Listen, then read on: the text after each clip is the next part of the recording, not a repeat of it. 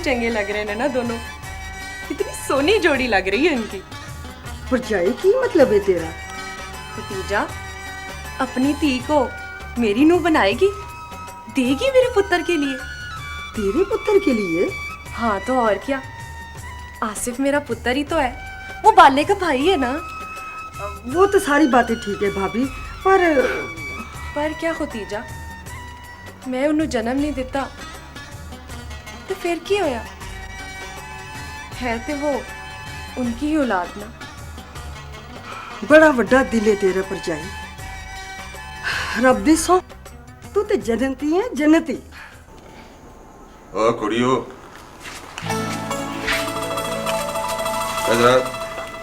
इधर भतीजा तू छोकरा देख लो।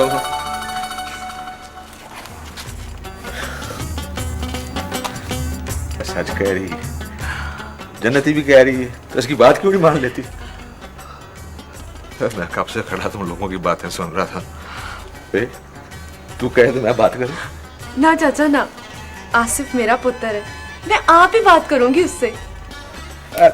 मैं भूल ही गया था, लड़के की माँ भी इधर खड़ी है। भाई मैं तेरा हक तो नहीं छीन सकता, ये तेरा हक है। तू अपने बेटे से ना आप बात कर ले, एक दफा कुड़ी यहाँ करा दे, फिर हवेली करा देना।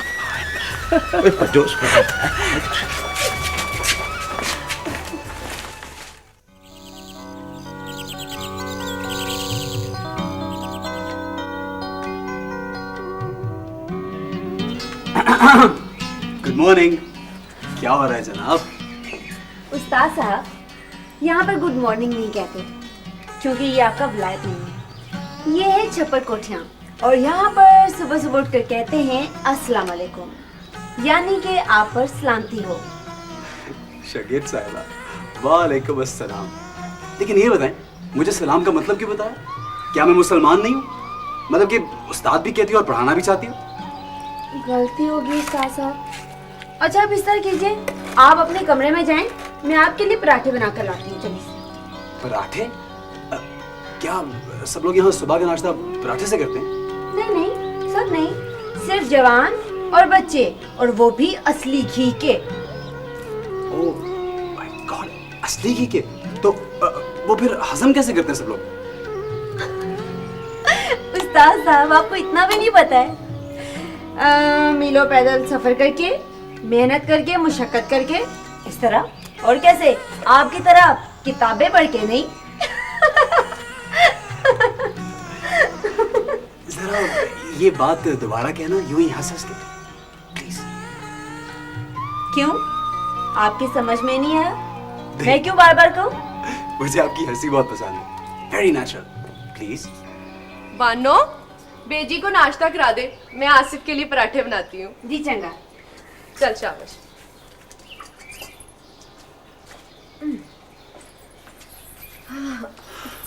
वहाँ मिलते पराठे खाने को, पहले कभी खाए भी हैं? जी खाए हैं, वहाँ वो पाकिस्तानी रेस्टोरेंट्स में, और बल्कि चाची के घर बहुत खाए हैं, बहुत अच्छे बनाती हूँ। अच्छा ये बता, भाभी सायदा के घर आना जाना है तेरा?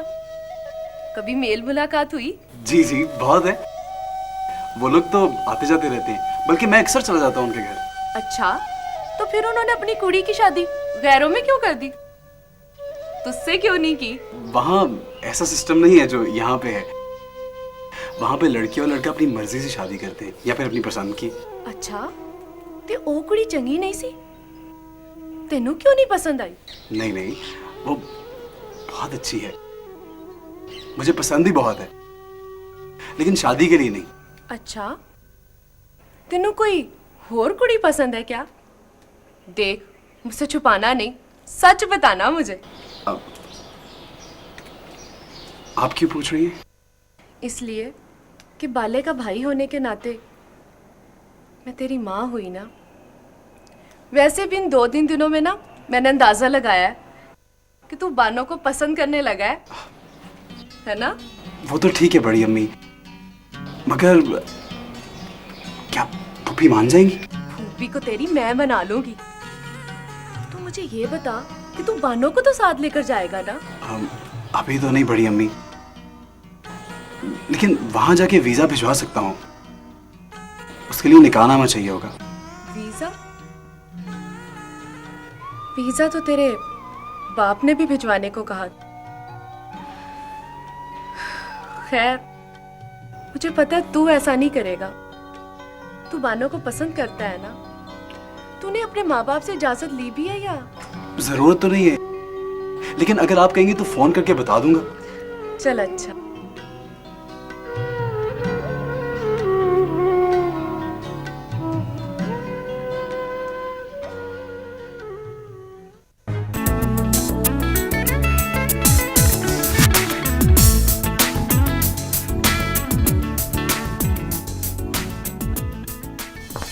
ये तुम क्या कह रहे हो? आसिफ का दिमाग तो खराब नहीं हो गया?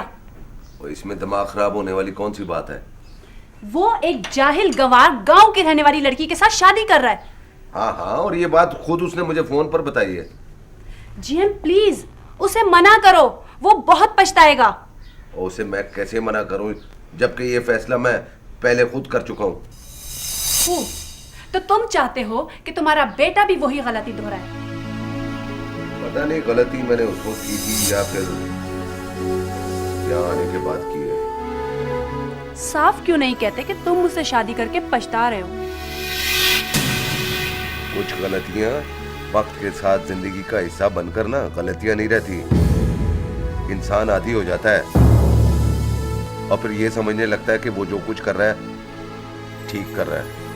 मत भूलो कि मैंने तुम्हारे साथ मजबूरन गुजारा किया है, वरना नरगिस, अब प्लीज खुदा का वास्ता है अपने साबका उम्मीदवारों के नाम गिनवाना ना शुरू कर देना। और वैसे भी उनमें से काफी तो इस दुनिया में नहीं रहे। मैं भी अक्सर सोचती हूँ कि मैंने भी तुम्हारा इंतखाब करके गलती की। ठीक है, मैं तुम्हारी बात पर यकीन कर लेता हूँ, क्योंकि ये इंसान की फितरत होती है, वो एक मेयार पे तो कायम नहीं रहता, उसकी पसंद नापसंद बदलती रहती है। तुम मुझे इंसानी फितरत पर लेक्चर देते रहोगे या आसिफ को फोन करके मना करोगे? ओए, उसने तुमसे या मुझसे इजाजत नहीं मांगी थी, सिर्फ अपनी शादी की इतला दी थी। ओके, तुम मुझे उसका नंबर दो, मैं उसे फोन करके खुद मना करती हूँ। इसकी इजाजत मैं तुम्हें नहीं दूंगा नरगिस, क्योंकि इस काम में मेरे बेटे के अलावा मेरे माँ बाप, मेरी बहन और मेरी भांजी की खुशियां शामिल हैं, और मैं तुम्हें ये खुशियां नहीं तबाह करने दूंगा। आसिफ मेरा बेटा है, इतना बड़ा फैसला वो मुझसे पूछे बगैर नहीं कर सकता, और मुझे उससे पूछने का पूरा हक है। गुलाम मोहम्मद साहब। और नरगिस प्लीज, खुदा का वास्ता है, अगर वो सिर्फ तुम्हारा बेटा होता ना तो तुमसे इजाजत लेता, और मेरे खानदान को इतने अरसे के बाद खुशियां मिली हैं, खुदा का वास्ता है उनको इन खुशियों से महरूम ना करो।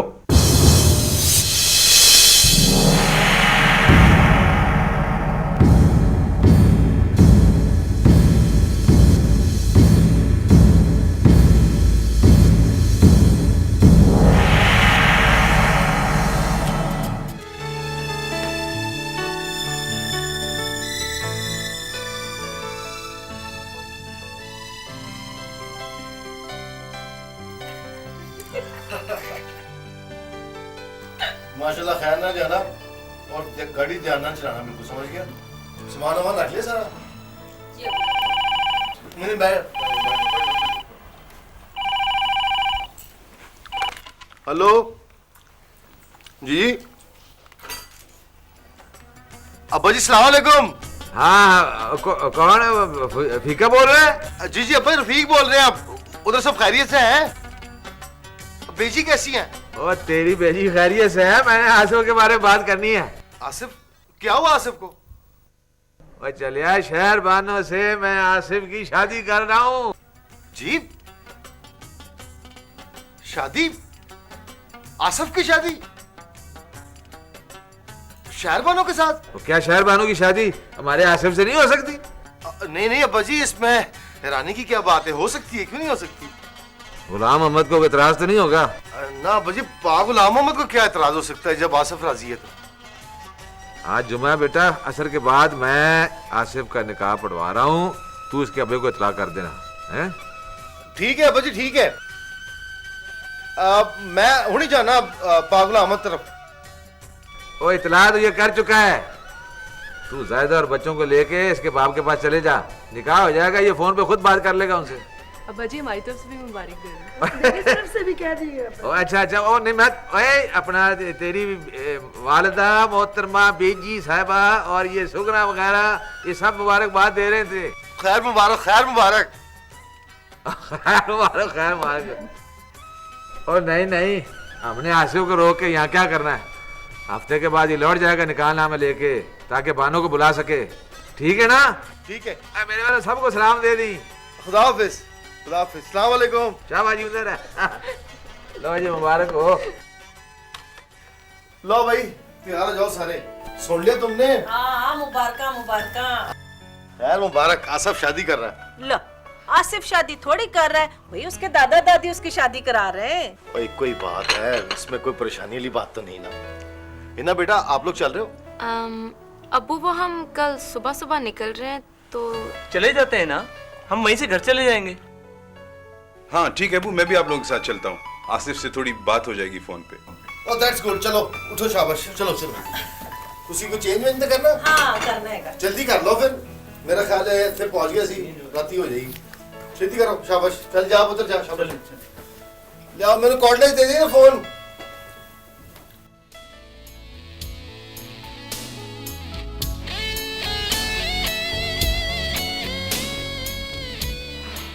मम्मी कुछ खाने को दो, भूख लग रही है। खाने को कहाँ से लाऊं, कैसे लाऊं?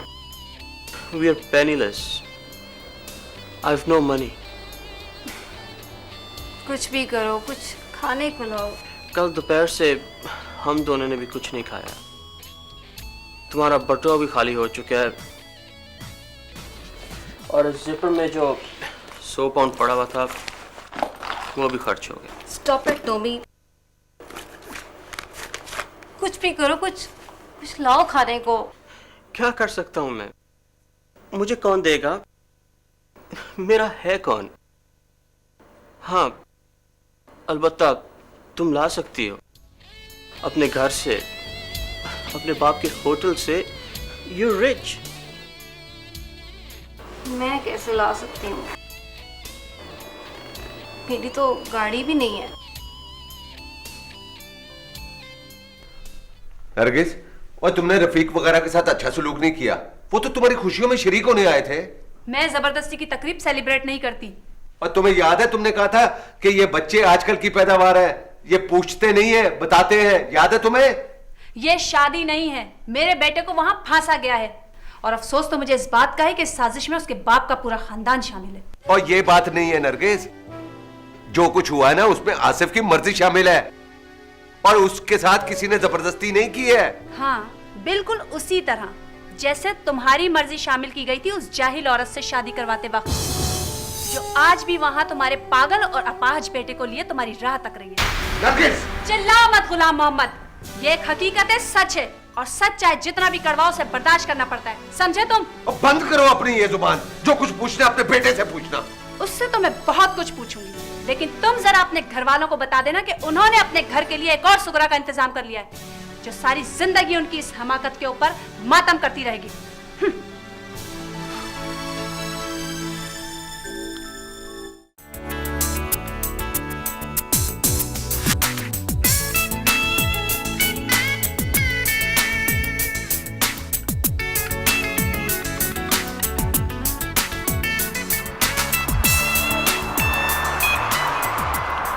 तो क्या तुम इन रास्तों पे पहली बार आई हो? नहीं, लंदन, मैनचेस्टर, लिवरपूल सब जगह गए हैं, लेकिन हर बार बाय एयर ही जाते थे। इसका मतलब है कि बाय रोड तुम्हारा ये पहला सफर है? हाँ हाँ, और मुझे इतना अच्छा लग रहा है, इतना अच्छा लग रहा है, मुझे लग रहा है जैसे मैं कहीं ख्वाब देख रही हूँ। सिर्फ सफर अच्छा लग रहा है या हम सफर भी? इसी हम सफर की वजह से तो मेरी दुनिया बदली है, वो तो अच्छा लगेगा ही। Okay, then there is a surprise for you. वो क्या? वो ये कि हमने अपना शेड्यूल चेंज कर दिया है। क्या मतलब? देखो, पहले हमारा इरादा था कि हम रास्ते में रुकते रुकाते एडिनबरा जाएंगे, वहाँ एक हफ्ता रह के वापस लौट आएंगे, ठीक है? और अब? लेकिन अब हम एडिनबरा के अलावा दंडी भी जाएंगे। ओ अकरम, फिर तो बहुत मजा आएगा। आपको पता है अकरम, मुझे समंदर देखने का बहुत शौक है, लेकिन आज तक मैंने कभी उसकी सैर नहीं की। तो ठीक है, हम वहाँ से एक मोटर बोट हायर करेंगे, तुम अच्छी तरह से समंदर देख लेना। वैसे एक बात अभी अभी मेरे दिमाग में आई है। वो क्या मिसेस अकरम? वो ये कि इस वक्त मैं दुनिया की खुशकिस्मत तरीन औरत हूँ। मैं इतनी खुश हूँ कि तुम हमेशा इसी तरह खुश रहोगी। और एक बात और, खुशकिस्मत सिर्फ तुम नहीं, हम दोनों हैं, समझी? चलाओ तुम्हें कर सकते।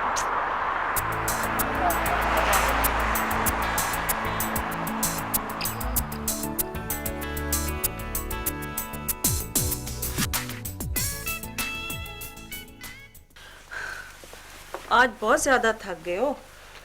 और काम बढ़ गया है, अकेला पड़ गया हूँ, थकन तो हो ही जाती है। तो कुछ मुलाजिम बढ़ा लो अपना हाथ बटाने को। मुलाजिम तो बहुत ने, लेकिन अकरम ने सारी लड़कियां रखी हैं। अब लड़कियों से भारी और मुश्किल काम लेना मुनासिब नहीं लगता मुझे। पता नहीं अकरम कैसे काम करता होगा उनके साथ। शबीर भी नहीं है वहां पर। भाई अकरम अभी जवान है और उसे काम लेना आता होगा। तुम अकरम के साथ अपना मुकाबला क्यों करते हो? शबीर को वापस बुला लो अपना हाथ बटाने को। इसमें मुकाबले की क्या बात है? और मैं कोई बूढ़ा कमजोर हो गया हूं तुम्हारे ख्याल में? भाई जी को नहीं देखा तुमने? इस उम्र में भी कितना काम करते हैं वो। भाई जी की बात रहने दो, वो तो हमेशा से दूसरों के आदी रहे। मुलाजमों की फौज रही है उनके साथ।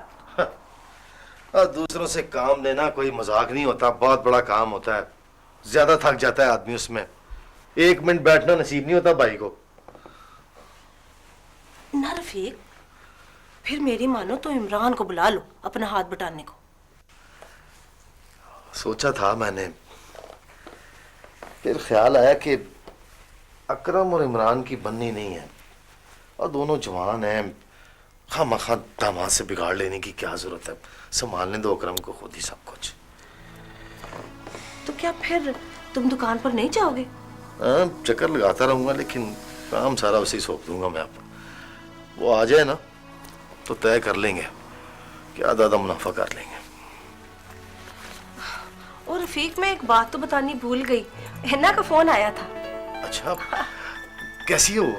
ठीक है, बस कहना क्या, उस चल्ली ने खुशी के मारे लफ्ज ही नहीं निकल रहे थे उसके मुंह से। खुदा का लाख लाख शुक्र है ज़ाहिदा, तुमने देखा वो हमारा इंतखाब कितना अच्छा है।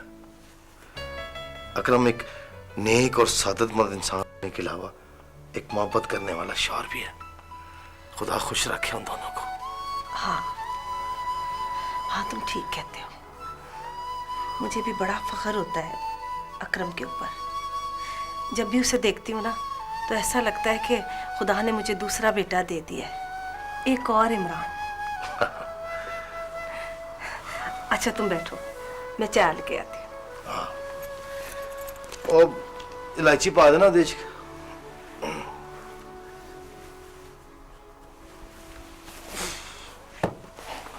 इसलिए तो उनसे बातों में इतनी देर लग गई। अच्छा, ये मेरा कार्ड है, ये रख लो। इसमें मेरे सारे नंबर मौजूद हैं, मोबाइल का भी। इसका मैं क्या करूंगी इमरान? जब जहां बुलाओगी मैं आ जाऊंगा। Keep it. सादिया, क्या तुम्हें पता है कि आसिफ ने शादी कर ली है? क्या? हाँ। आसिफ ने शादी कर ली? किससे? ताज्जुब की बात है, तुमने आंटी से इतनी देर बातें की और उन्होंने तुम्हें यह नहीं बताया कि आसिफ की शादी हो गई है। शायद भूल गई होंगी, मैं बता देता हूं। आसिफ की शादी हमारी पुफी की बेटी जो कि पाकिस्तान में है, शहर बानो, उससे हुई है। फिर तो तुम्हें आंटी ने यह भी नहीं बताया होगा कि आसिफ पाकिस्तान गया हुआ। अब तो वो आने वाला भी होगा।